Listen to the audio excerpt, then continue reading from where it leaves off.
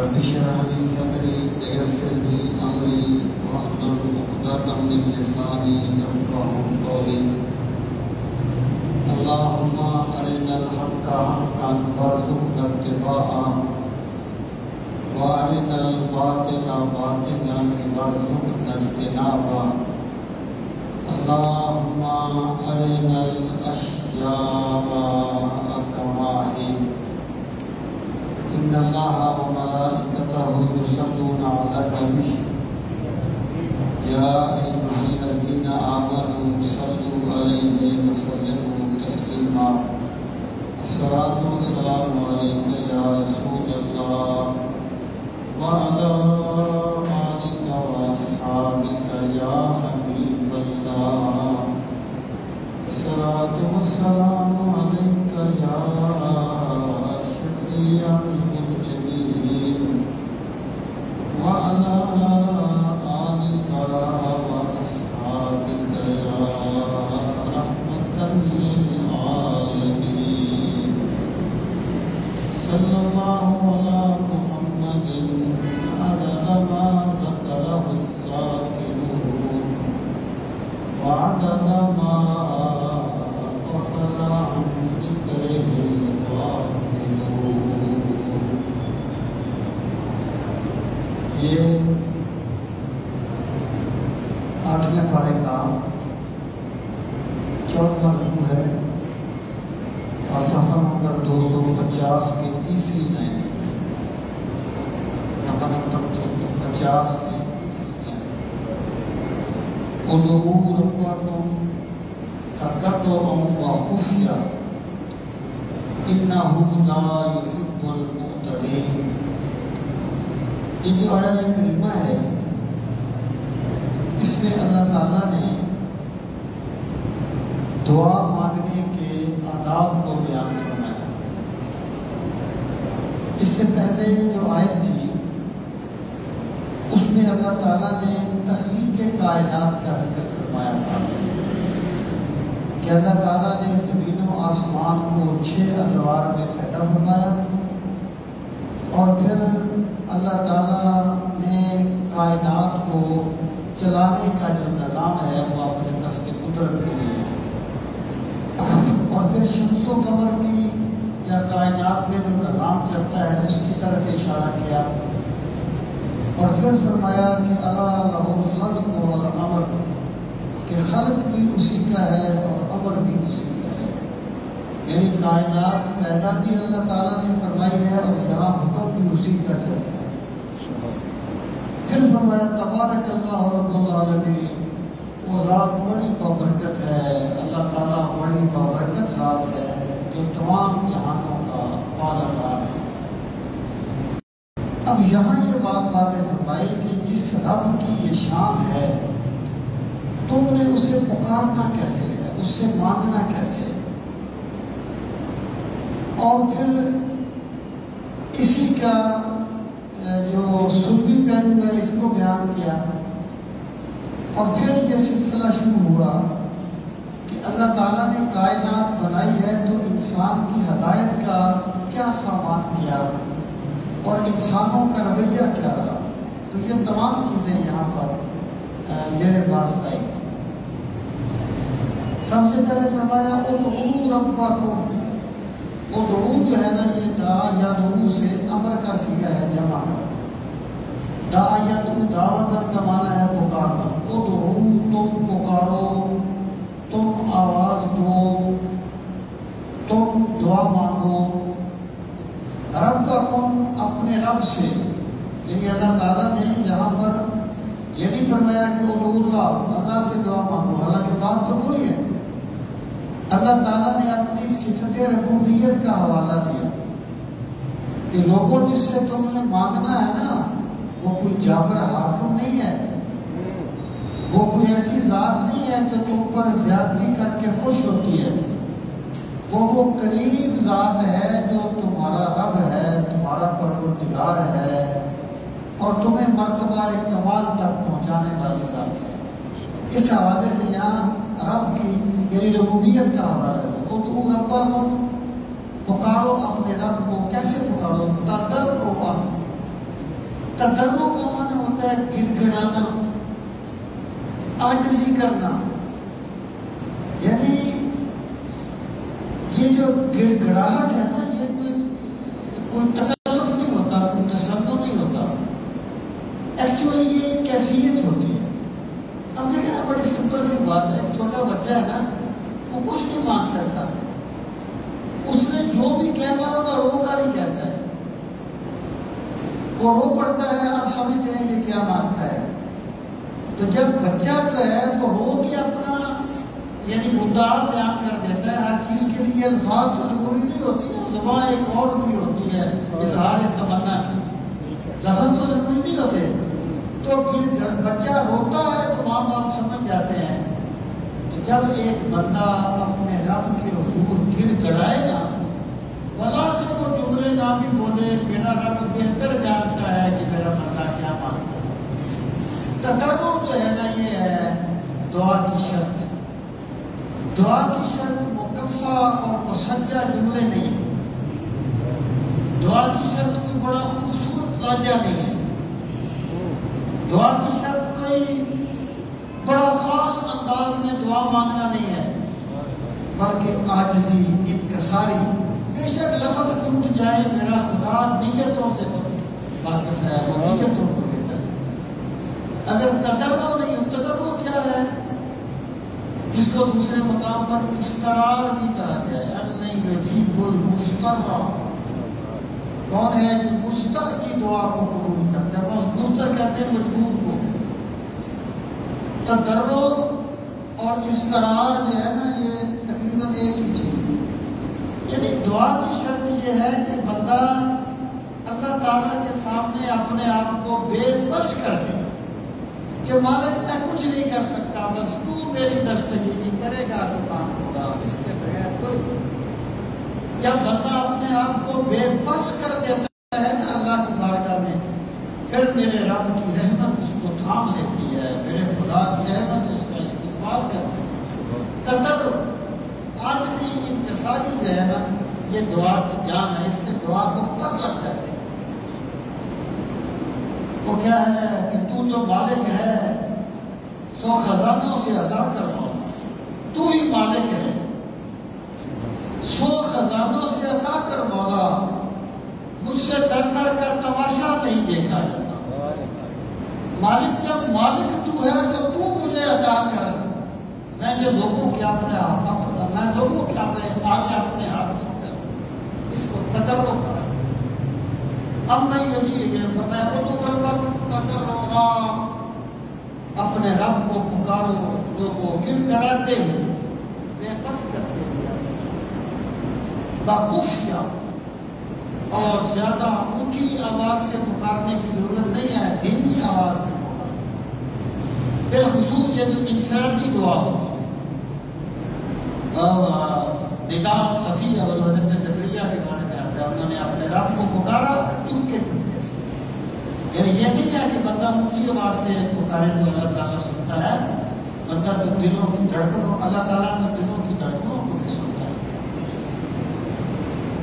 اور پھر دوسری بات یہ ہے کہ پکارنے میں جتنا یعنی آواز کم کی جائے گی نا، اتنی عاجزی زیادہ ہے۔ تو اللہ پاک نے فرمایا کہ پکارو اپنے رب کو، دعا مانگو اپنے رب سے گڑ گڑاتے ہوئے اور عاجزی کرتے ہوئے اور آہستہ آہستہ۔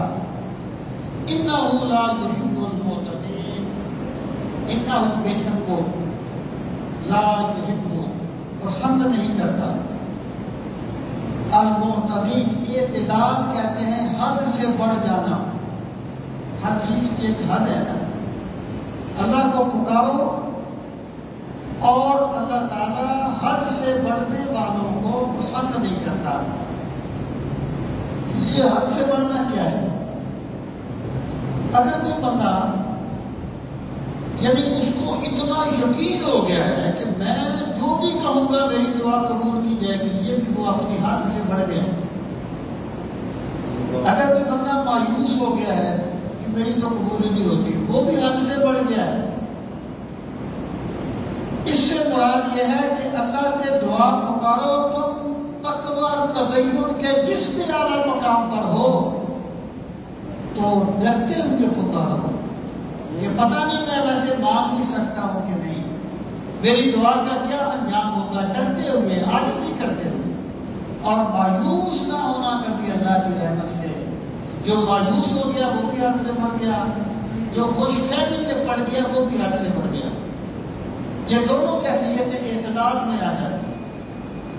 اور اس میں یہ چیز بھی شامل ہے کہ ایسی چیز کی دعا مانگی جائے جو اللہ کی سنت کے مطابق ممکن نہیں ہے، یعنی اس کی قدرت نہیں، اس کی قدرت کو سب ممکن ہے، اس کی سنت کے مطابق ممکن نہیں ہے. مثلا ایک بندہ جو 100 سال کا پر انسان ہے، وہ کہے یا اللہ مجھے 15 سال کا جوان کر دے، یہ بھی ایک اعتدال ہے. یا کوئی بندہ کہے یا اللہ مجھے نبی بنا دے، یہ بھی اعتدال ہے، کیونکہ یہ چیز تو ممکن نہیں ہے، اللہ کے نظام میں ممکن نہیں ہے. تو یہ ساری چیزیں اس میں شامل ہیں. دعا مانگنے میں دعا مانگو، لیکن حد سے نہ بڑھو، ہر چیز میں اپنی حد میں رہو. پھر فرمایا بلا تفسدوا فی الارض بعد اصلاحها، لا تفسدوا، اور فساد نہ پھیلاؤ پھر ارض زمین میں. بعد اصلاحها، زمین کی اصلاح ہونے کے بعد. یعنی زمین کی اصلاح کیا ہے؟ اللہ تعالیٰ نے جو دین نازل کیا ہے، جب اس دین کے مطابق بندہ چلتا ہے تو وہ زمین میں اصلاح کرتا ہے، اور جب وہ دین سے ہٹتا ہے تو دین میں وہ زمین میں فساد پیدا کر دیتا ہے. اللہ تعالیٰ نے اپنے انبیاء کرام کو بھیج کر زمین میں اصلاح کر دی. حضرت آدم آئے، زمین میں اصلاح کر دی. اللہ پاک نے فرمایا کہ زمین میں فساد پیدا نہ کرو. بات اس کے کہ زمین میں اصلاح کر دی گئی ہے. اب فساد پیدا کرنا کیا، اس کا کوئی بھی طریقہ ہو سکتا ہے فساد پیدا کرنے کا. فرض کریں ایک بندہ جو ہے وہ ایک بندے کے خلاف کسی کے کام کرتا ہے، یہ بھی تو فساد ہے نا.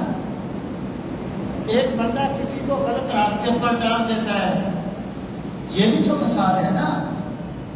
ایک بندہ جو ہے وہ لوگوں کے حق مارتا ہے، ٹیچر جب نکلے گا لوگ اس سے گرفتار کر لیں گے، یہ بھی تو فساد ہے. اور یاد رکھنا عبادت صرف نماز پڑھنے تک محدود نہیں ہے، یا عبادات کے اربع تک محدود نہیں ہے. یہ زمین میں فساد کو ختم کرنا اتنی بڑی عبادت ہے کہ بندہ اس کا تصور نہیں کر سکتا. رسول کریم صلی اللہ تعالی علیہ وسلم نے فرمایا لوگوں کیا میں تمہیں ایک ایسا عمل نہ بتاؤں جو نماز اور روزے سے بہتر ہے؟ عرض کی یا رسول اللہ صلی اللہ علیہ وسلم فرمایا الاصلاح ذات البین، دو لڑے ہوئے لوگوں میں صلح کرا دینا اللہ کو نماز سے زیادہ محبوب ہے. کیونکہ اس سے معاشرے میں امن آتا ہے. اور پھر فرمایا والفساد ذات البین ہے الحالکہ، اور دو بندوں میں فساد ڈال دینا یہ ایمان کو جڑ سے ختم کر دیتا ہے. یہ جو بندہ اس کو اپنی ذہانت سمجھتا ہے کہ میں نے لڑا دیا، اس کو آپس میں لڑ دیا، میرا کاروبار چمکے گا، تو وہ اللہ کا مبغوض بن گیا ہے. اس نے لعنت کا راستہ اختیار کر لیا ہے، اور اس نے اپنے آپ کو اللہ کے غضب کا مستحق بنا لیا ہے. اور جو بندہ یہ کوشش کرتا ہے لوگوں میں اصلاح ہو، امن پھیلے، فساد نہ ہو، تو وہ بندہ اللہ کی محبت پانے کے راستے پر چل رہا ہے. ارشاد فرمایا لوگوں زمین میں فساد نہ پھیلاؤ بعد اس کے کس کی اصلاح ہو چکی. وادعوہ خوفا وطمعا، یہاں پر وادعوہ کا لفظ وادعوہ کے معنی میں ہے، یعنی دعوت کا لفظ ہے نا، پکارنا. یہ قرآن کریم میں اکثر مقامات پر عبادت کے وادعوہ کے معنی میں ہے. وادعوہ یعنی وعبدوہ، اور اللہ کی عبادت کرو. کیسے کرو؟ خوفا، اللہ سے ڈرتے ہو. یعنی قرب الہی کی منزلوں میں کوئی ایسا مقام نہیں آتا جہاں ایک بندہ اللہ کے خوف سے امن پا جائے۔ ان عذاب ربہم غیر مامون، تیرے رب کا عذاب اور امن ہونے کی چیز نہیں۔ اگر کوئی بندہ کہتا ہے مجھے پرواہ نہیں ہے، میں یہ ہوں میں وہ ہوں، اسلام کی سوچ نہیں، یہ اسلام کی سوچ نہیں ہے، یہ یہودیوں کی سوچ ہے۔ اپنے آپ کو خوش فہمیوں میں ڈال لے کہ میں تو یقیناً جنتی ہوں، مجھے کوئی پرواہ نہیں ہے۔ جتنا اللہ کی محبت بڑھتی جاتی ہے اتنا اللہ کا خوف زیادہ ہوتا ہے۔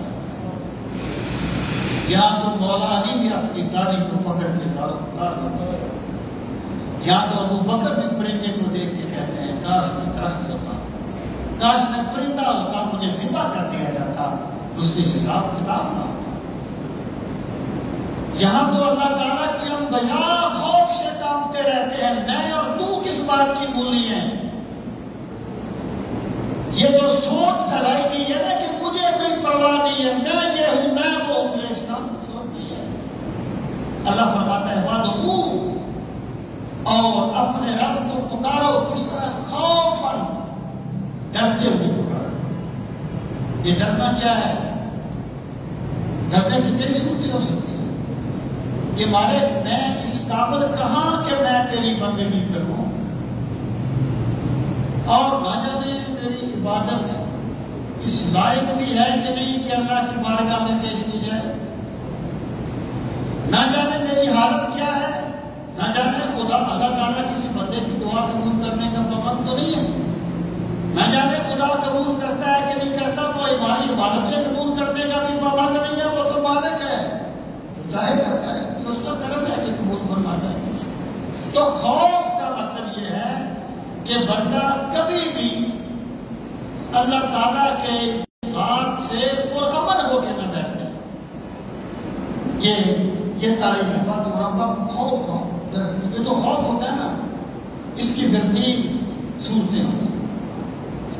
ایک ہوتا ہے جمع تفریق کا خوف، جیسے عموماً ہم نے پایا جاتا ہے کہ اللہ بڑا طاقتور ہے، اللہ تعالیٰ مجھے سب کچھ دیتا ہے، اللہ تعالیٰ نے چاہے کہ میں کچھ نہیں کر سکتا، لیکن اللہ کا حکم نہیں مانتا۔ بندہ جس کی طاقت کو مانتا ہے نا اس کی بات بھی مانتا ہے۔ یہ فارمیلٹی ہے، یہ ابس ہے یہ چیز، قرب کے منزلوں میں اس کا کوئی مقام نہیں ہے۔ دوسرا یہ ہے کہ اللہ کا وہ خوف جو بندے سے گناہ چھڑوا دے، یہ بندے کا کمال ہے، یہ کمال ہے خوف۔ اور تیسرا یہ ہے کہ اس قدر خوف طاری ہو جائے کہ بندہ اللہ کی رحمت سے مایوس ہو جائے، یہ حرام ہے، یہ بھی حرام ہے۔ تو اللہ پاک فرماتا ہے مجھے پکارو خوف کرتے ہوئے۔ پھر خوف کی کئی صورتیں ہو سکتی ہیں۔ بندہ کوئی اپنے گناہوں سے ڈر سکتا ہے، کوئی اپنے جو اخلاص میں کمی ہے اس سے ڈر سکتا ہے، بہت سی صورتیں ہو سکتی ہیں۔ لیکن جب بھی بندہ اللہ کو پکارے تو وہ اس پر ایک خشیت الہی طاری ہونی چاہیے۔ اللہ کا خوف وہ چیز ہے جس سے بندہ مومن کبھی بھی بے نیاز نہیں ہوتا۔ خدا اس مسافر کی ہمت بڑھائے جو منزل کو ٹھکرائے منزل سمجھ لے۔ پھر فرمایا تما، اور اللہ کو پکارو کیسے؟ لالچ کرتے ہیں، یعنی خوف تمہیں اللہ کی رحمت سے مایوس نہ کر دے۔ اللہ سے ڈرو لیکن رحمت سے مایوس نہیں ہونا۔ اللہ پاک نے دونوں چیزوں کو اکٹھا ذکر کیا، بندے کی بات یہ الغفور الرحیم وان عذابی هو العذاب العلیم۔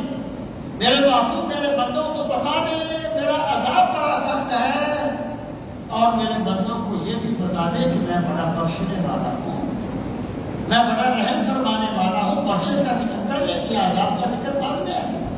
اللہ کا غضب اس کی رحمت پر غالب ہے، تو بندہ کبھی بھی اللہ تعالیٰ کی رحمت سے مایوس نہ ہو۔ یہ بات ہمارے کتب عقائد میں موجود ہے، من یأس من اللہ کفر، اللہ کی رحمت سے مایوس ہونا کفر ہے۔ تو اللہ کو پکارو خوف کرتے ہوئے اور تما کرتے ہوئے۔ فَدُوهُ رَبَّكُمْ خَوْفًا وَطَمَعًا إِنَّ رَحْمَتَ اللَّهِ قَرِيبٌ مِنَ الْمُحْسِنِينَ۔ احسان کہنے کہ وہ احسان تعبد اللہ احسان ہو اخلاص۔ اللہ تعالیٰ نے فرمایا بے شک اللہ کی رحمت احسان کرنے والوں کے بڑی قریب ہے۔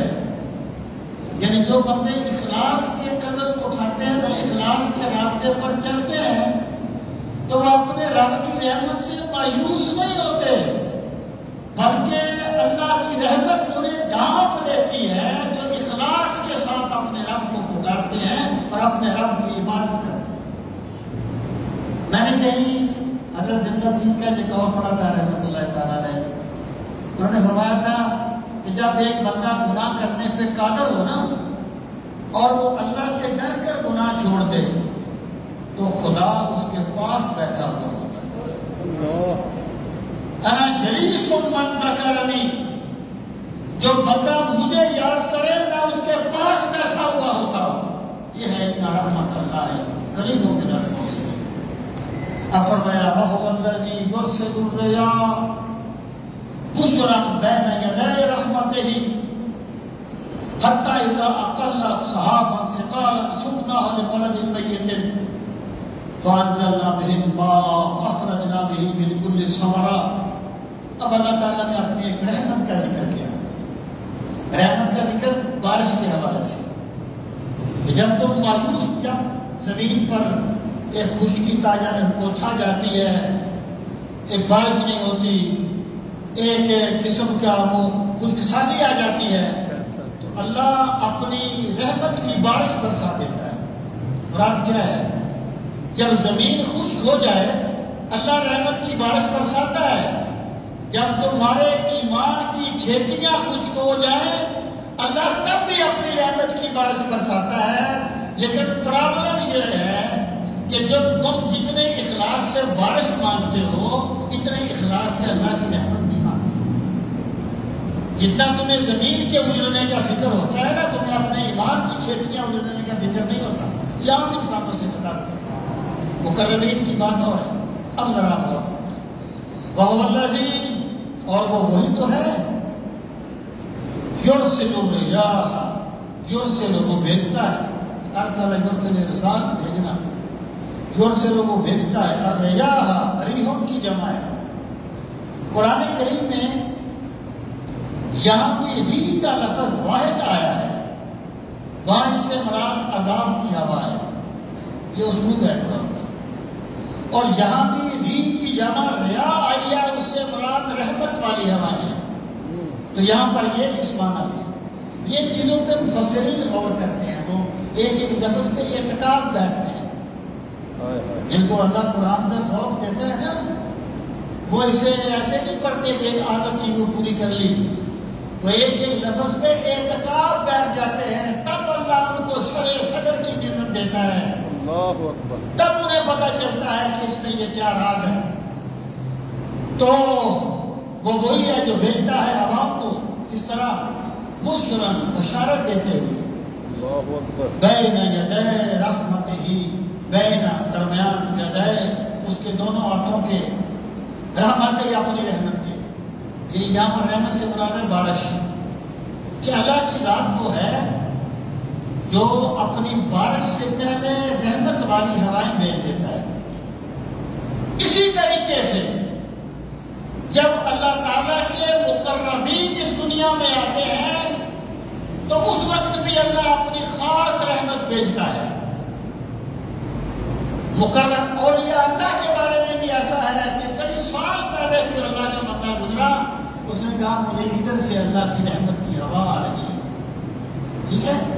اور یہی ہے میراج شریف کی جو آپ پس منظر سنتے ہیں، ایکچولی یہ ہے جس طرح اللہ تعالیٰ مادی رحمت سے پہلے ہوائیں بھیجتا ہے نا، اس طرح روحانی رحمت سے پہلے بھی اپنی رحمت کی ہوائیں بھیجتا ہے۔ ارشاد فرمایا بین یدی رحمت کر کے حتی اذا اقلت سحابا ثقالا، یہاں تک جب وہ اٹھا لیتی ہیں سحابا بادلوں کو، ثقالا بھاری بادلوں کو اٹھا لیتی ہیں ہوائیں، سکناہ ساقہ کے سوکوں کو مانا ہوتا ہے لے جانا کسی کو، اور سائق ڈرائیور کو کہتے ہیں۔ سکنا کا مانا ہے ہم ہانک لے جاتے ہیں،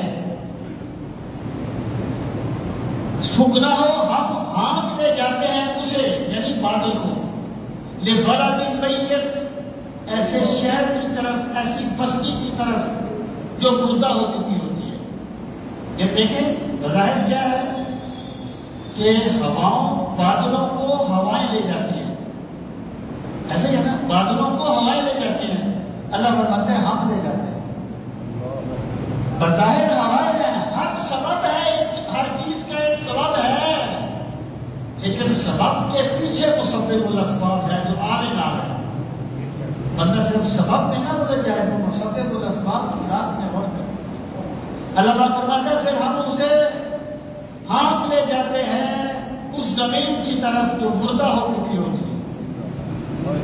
فانزلنا بہ الماء، پھر ہم پانی نازل کر دیتے ہیں، پھر ہم نازل کر دیتے ہیں اس سے بارش، پھر ہم بادلوں سے بارش برسا دیتے ہیں۔ فاخرجنا بہ، بس ہم نکالتے ہیں اس سے، من کل ثمرات، ہر طرح کے پھل۔ ثمرہ جو ہے نا یہ محاصل کو کہتے ہیں، پروڈکشن آپ کہتے ہیں، یعنی ثمرہ صرف پھل کو، فروٹ کو نہیں کہتے، ثمرہ محاصل، جو چیز حاصل ہوتی ہے کسی چیز کی جو پروڈکشن ہے اس کو ثمرہ کہتے ہیں۔ تو مراد یہ ہے کہ بندو تمہاری زندگی جس سے بھی چلتی ہے ہم وہ چیزیں اس سے پھر پیدا کر دیتے ہیں۔ کذالک نخرج الموتیٰ، اے لوگوں اسی طرح ہم قیامت کے دن مردوں کو بھی زمین سے نکالتے ہیں۔ یعنی قیامت کے دن مردے کو، یہ تو قیامت کا معاملہ ہے، یہ مستقبل کا معاملہ ہے۔ اللہ زمین تو حاضر سے دیکھتا ہے کہ جو خدا تمہارے سامنے مردہ زمین کو زندہ کر دیتا ہے وہ خدا مردہ انسانوں کو بھی زندہ کر سکتا ہے۔ کذالک نخرج الموتیٰ مطلب کیا ہے؟ اب آپ دیکھیں ایک مومن کی نظر اور ایک کافر کی نظر میں کیا فرق ہوگا۔ کافر کی نظر دیکھے کہ بارش برسی ہے، مردہ زمین زندہ ہو گئی ہے، فصلیں اگائی ہیں، یا مجھے دیکھے گی کہ جناب میں کتنا پانی برسا تو فصلوں کے لیے فائدہ مند ہے، کتنا نقصان دہ ہے، یہ عام نظر ہے۔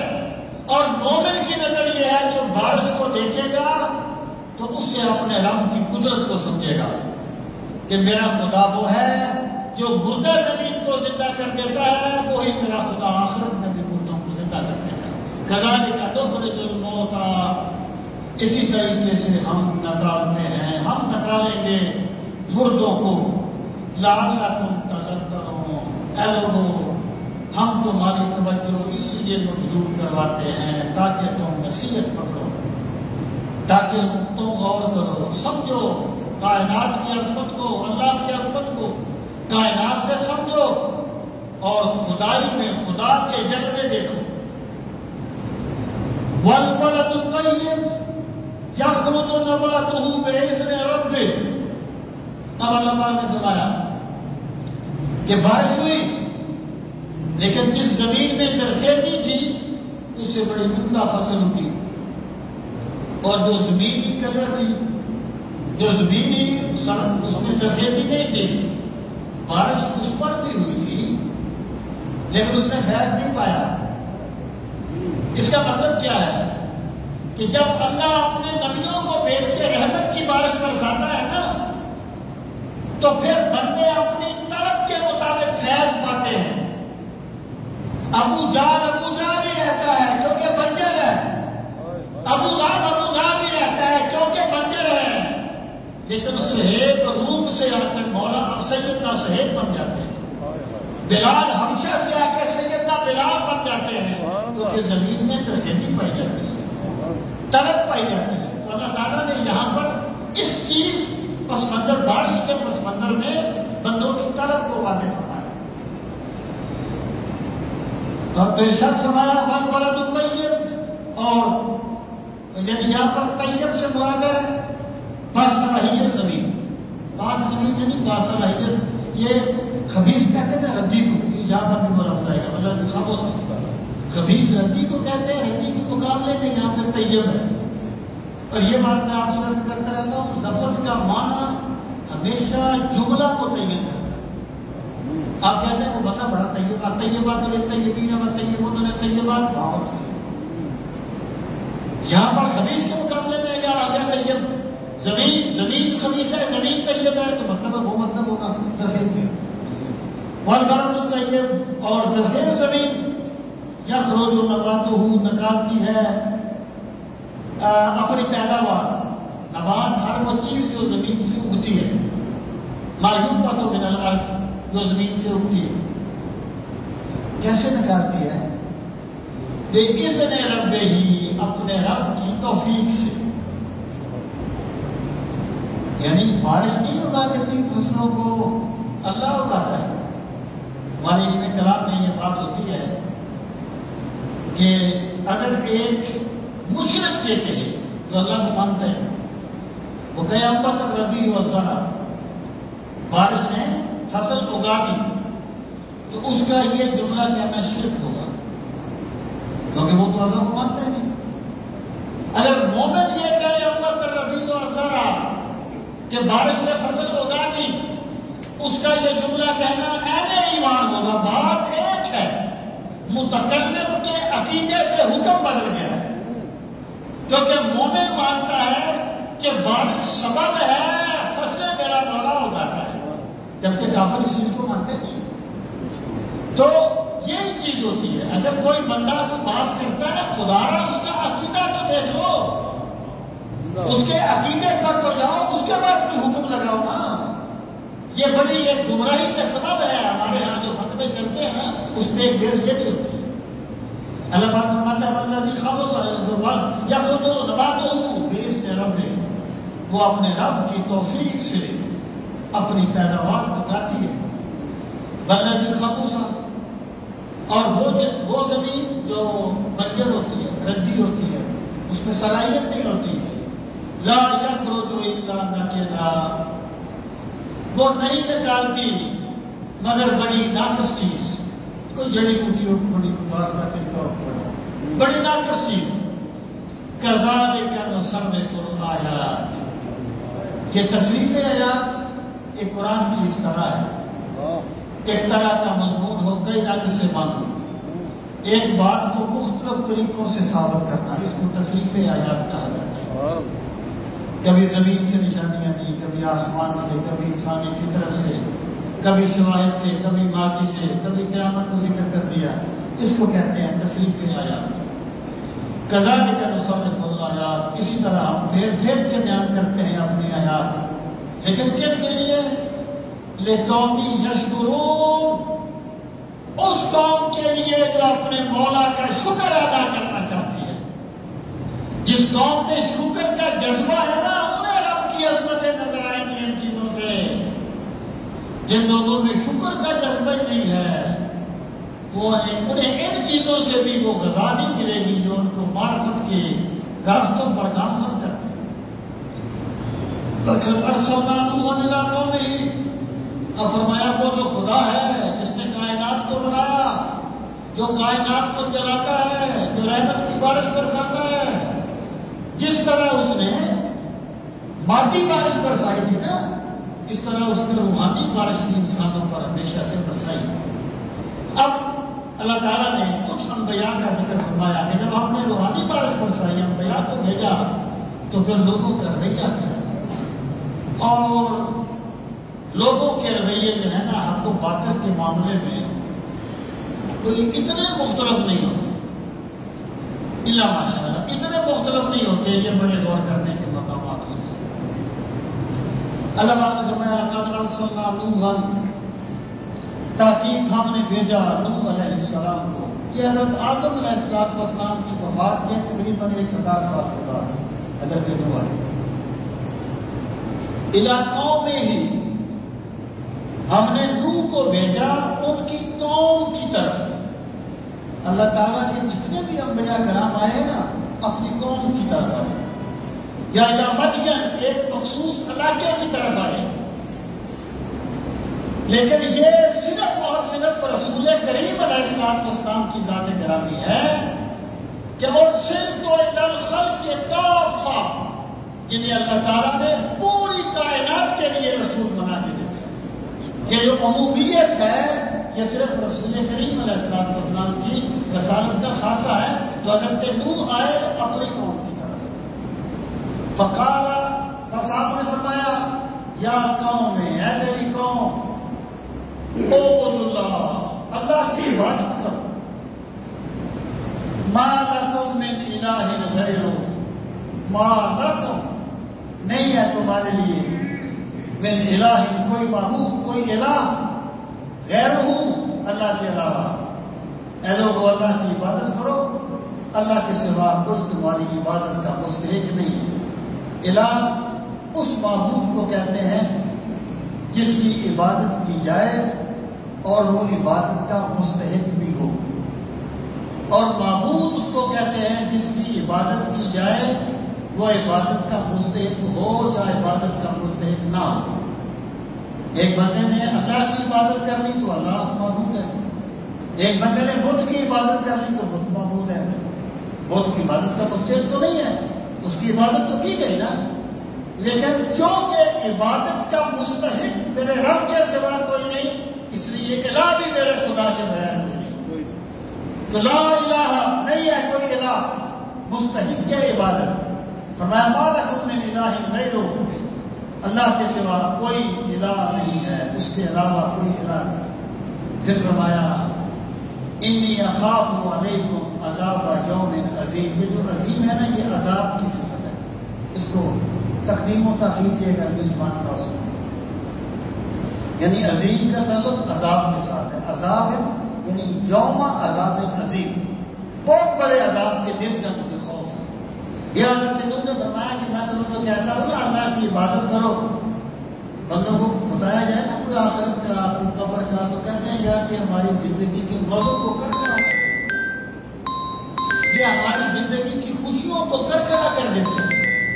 تو آپ نے فرمایا لوگوں، میں تو تمہاری زندگی کو بے لذت نہیں کرنا چاہتا، میں تمہیں یہ کہنا چاہتا ہوں کہ اگر تم نے اللہ کی عبادت نہ کی تو پھر مجھے اس دن کا خوف ہے جس کا عذاب بڑا سخت ہوگا. اس سے بڑا قیامت کا دن بھی ہو سکتا ہے جب ان پر عذاب آیا، وہ دن بھی ہو سکتا ہے. اب دیکھیں لوگوں نے کیا کہا. قال الملأ، سرداروں نے کہا. ملأ کا معنی ہوتا ہے بھر دینا، ملأ بھر دینا، اسی سے ملا ہے. ملا وہ آدمی جو علم سے بھرا ہوا ہو، ملا قاری، ٹھیک ہے. ملا میں چمن بیٹھ گئی. ملا بڑا مؤثر لفظ ہے، اور جو بندہ سراپا علم ہے اس کو کہا جاتا تھا. جب مسلمان زبان پذیر ہوئے تو ان کے الفاظ بھی زبان پذیر ہو گئے. اب انہوں نے حقارت سے کسی کو ملا کہنا، ان لفظ بھی غلط بولتے ہیں. ملا نہیں ہوتا، ملا ہوتا ہے. ملا کا مطلب ہے علم سے بڑا. اس سے ملا سردار، یعنی جن کی وجاہت، جن کی شوقت نظروں کو بڑھ دیتی تھی. قال الملأ، تو سرداروں نے کہا، من قومہ، جو آپ کی قوم کے سردار تھے، انا لنراک فی ضلال مبین، انا، بے شک ہم. اب سردار یہ سمجھتے ہیں کہ بس سردار ہم ہیں تو عقل بھی ہمارے پاس ہے، سردار ہم ہیں تو ہدایت بھی ہمارے پاس ہے، جب پیسہ ہمارے پاس ہے تو سب کچھ ہمارے پاس ہے. یہ بندوں کی نیچر ہے. پہلے دن سے بندے یہی سوچتے آئے. کسی غریب بندے کے پاس جتنا بھی کوئی لوگ عقل بندی کی بات کرتے، کون سنتا ہے غریب بندے کی بات؟ میری غربت نے اڑایا ہے میرے فن کا مذاق، اور تیری دولت نے تیرے عیب چھپا رکھے. تو انہوں نے کہا، کہنے لگے انا لنراک، یقیناً ہم تمہیں دیکھتے ہیں، فی ضلال مبین، آپ کو واضح گمراہی میں پڑ گئے، آپ کو گمراہی میں جا پڑے.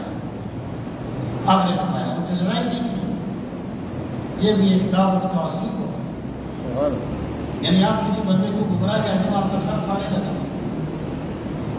اللہ کے نبی کو گمراہ کہا. تو تھے نا شیخ جمال الدین شکار کر کے آ رہے تھے، وہ مشہور بات ہے. تو وہ تیموری شہزادے نے پوچھا کہ تمہاری داڑھی کے بال اچھے ہیں یا میرے کتے کی دم کے بال اچھے ہیں؟ صوفی تھا نا، صوفی. تو صوفی تو پھر پیش میں نہیں آتا نا. تو اس نے کہا، انہوں نے فرمایا کہ اگر میں اپنے مولا کی بندگی کروں اور میرا مولا مجھ سے راضی ہو جائے تو پھر میری داڑھی کے بال اچھے۔ اگر میں اپنے مولا کو راضی نہ کروں، میں اپنے مولا کی بندگی نہ کروں اور تیرا کتا میری بات مانے تو پھر تیرا کتا مجھ سے دے گا۔ اس بات نے اس تیموری شہزادے کے دل کو غائب کر دیا۔ پھر وہ بات ہوئی کہ آسما وہ کیا ہے، اقبال نے کہا تھا ہے حیاں سے تاطار کے افسانے سے پاسباں مل گئے کعبے کو سرم کھانے۔ یہ تیموریوں نے اسلام کا اتنا نقصان کیا تھا نا، پھر وہی تیموری جو تھے نا وہ اسلام کے مظاہر بن کے نکلے۔ یہ ایک سوچی کی بات تھی۔ تو حضرت نور نے کیا کہا؟ پھر آپ نے فرمایا اے میری قوم، کہا یا قومی، یا قوم کس نے، یا قومی، اے میری قوم، لیس بی دلالہ، مجھ میں کوئی گمراہی نہیں، مجھے گمراہ نہ کہو، میں گمراہ نہیں ہوں۔ محمد بن عبد العزیز کی طرف بھی اللہ تعالیٰ نے رات کے دن ٹیسٹ کرتے رہے، صبح مسجد میں گئے تو کون لگ گیا کس بندے کو، ٹھوکر لگ گیا۔ اس نے کہا حالات عام آتے ہو، اس کو نہیں پتا تھا کون ہے، کہنے لگا حالات عام آتے ہو، اور وہ جو ساتھ تھے سپورٹی والے وہ اس کو پکڑنے کے لیے دوڑے۔ میں کیا کہنے لگے انہوں نے آپ کو اندھا کیا؟ نہیں، اس نے مجھے کچھ نہیں کہا، اس نے ایک بات پوچھی تھی تو بندے ہو، میں نے کہا نہیں جانتا نہیں۔ اس میں کون سی تیشدار بات؟ یہ بڑے لوگوں کی بات ہے، یہ کہنے کی عظمت والے لوگ، بڑے لوگوں کی بات ہے۔ تو اگر تو نے فرمایا میری قوم میں گمراہ نہیں ہوں، وَلَٰكِنِّي رَسُولٌ مِّن رَبِّ الْعَالَمِينَ، لیکن میں تو رسول ہوں، قاصد ہوں، رسول ہوں، کس سے؟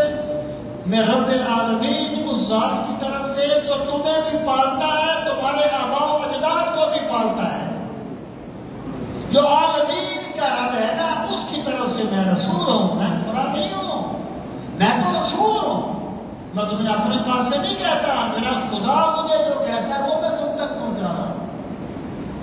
اور بلغتکم رسالات ربی، میں پہنچاتا ہوں تم تک رسالات، رسالہ کی جمع ہے اپنے رب کے پیغامات، اور بلغو، میں پہنچاتا ہوں تم تک رسالات، پیغامات ربی، اپنے رب کی۔ پھر فرمایا وَأَنصَحُ لَكُمْ، اور میں تمہیں صرف نصیحت کرتا ہوں، میں تمہیں اخلاص کے ساتھ ایک بات بتاتا ہوں، لیکن یاد رکھو وَأَعْلَمُ مِنَ اللَّهِ مَا لَا تَعْلَمُونَ، کہیں اپنی سرداریوں کے چکر میں نہ مارے جانا۔ مجھے میرے رب نے وہ کچھ سکھا دیا ہے جو تم نہیں جانتے۔ وَأَعْلَمُ، اور میں جانتا ہوں، مِنَ اللَّهِ، اپنے اللہ کی طرف سے، مَا لَا تَعْلَمُونَ، وہ چیز جو تم نہیں جانتے میں جانتا ہوں، مجھے میرے رب نے یہ بات سکھائی ہے۔ اَوَعَجِبْتُمْ، کیا تم تعجب کرتے ہو؟ ان جاءکم، کیا گیا تمہارے پاس؟ ذکر من ربکم، تمہارے رب کی طرف سے جا کے ہانی۔ تمہیں اس میں کوئی تعجب ہے کہ تم بھٹکے ہوئے تھے، وہ گول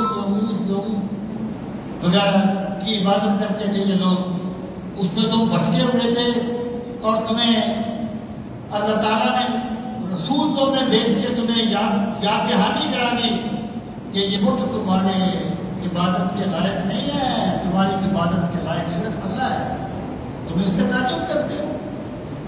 ذکر کرتے تم اللہ راجو نے، ایک انسان پر اللہ نے وہ ذکر ایک انسان پر اتارا، اور وہ انسان کون ہے؟ منکم، تم میں سے۔ یہ ایک بہت بڑی گراؤنڈ ریالٹی ہے کہ اب جو بندہ آپ کے درمیان بڑا ہوا ہے نا، اس کی عظمت کو ماں کی عظمت سے مان لیتے ہیں، ماننی پڑتی ہے۔ باقی کیا ہے، بندہ کسی والا بہت بڑا افسر بن گیا، سارے مان نظر آتی ہے ایک چیز، لیکن ایک بندہ مانوی طور پر عظیم ہو گیا تو اس کے ارد گرد کے لوگ نہیں مانتے۔ اس لیے اللہ کے نبیوں نے ہجرت کی تھی، کیونکہ علاقے کے لوگ مانتے ہی نہیں تھے، اللہ کے نبیوں کو نہیں مانا علاقے کے لوگوں نے۔ یہ گراؤنڈ ریالٹی ہے، یہ انسانی جبلت ہے۔ تو اگر تم اس میں تعجب کرتے ہو، کہ تم میں سے ایک بندے پہ اللہ نے اپنی نصیحت اتار دی، اللہ نے اپنا ذکر اتار دیا. کس لیے اتارا؟ لے یوں تجھے رہتا ہوں تاکہ وہ تمہیں آگاہ کر دے. انذار کا معنی ہوتا ہے آنے والے خطرے سے آگاہ کر دینا، تاکہ وہ تمہیں آگاہ کر دے، تمہیں بتا دے اگر تم نے اللہ کی بندگی نہ کی تو عذاب میں مر جاؤ. وَلِتَتَّقُوا، اور تاکہ تم احتیاط کرو. یہاں پر تقویٰ کا جو لفظ ہے نا یہ اپنے لغوی معنی میں ہے. تقویٰ کہتے ہیں ہر اس چیز سے بچنا جو بندے کو نقصان دے، احتیاط کرنا. وَلِتَتَّقُوا سے مراد یہ ہے لوگوں تم ان چیزوں سے بچو جو تمہیں دنیا میں بھی تباہ کر دے گی اور آخرت میں بھی تباہ کر دے گی. اس لیے مجھے اللہ نے بھیجا ہے تمہارے پاس. وَلِتَتَّقُوا وَلَعَلَّكُمْ تُرْحَمُونَ، اور اللہ نے اس لیے بھیجا تاکہ تم پہ رحم کیا جائے. اللہ جب کسی رسول کو بھیجتا ہے تو اللہ اس قوم پہ رحم فرمانا چاہتا ہے، لیکن یہ انسانوں کا رویہ ہے کہ وہ رحم کو قبول نہیں کرتے، اپنے آپ کو عذاب کا مستحق بنا دیتے.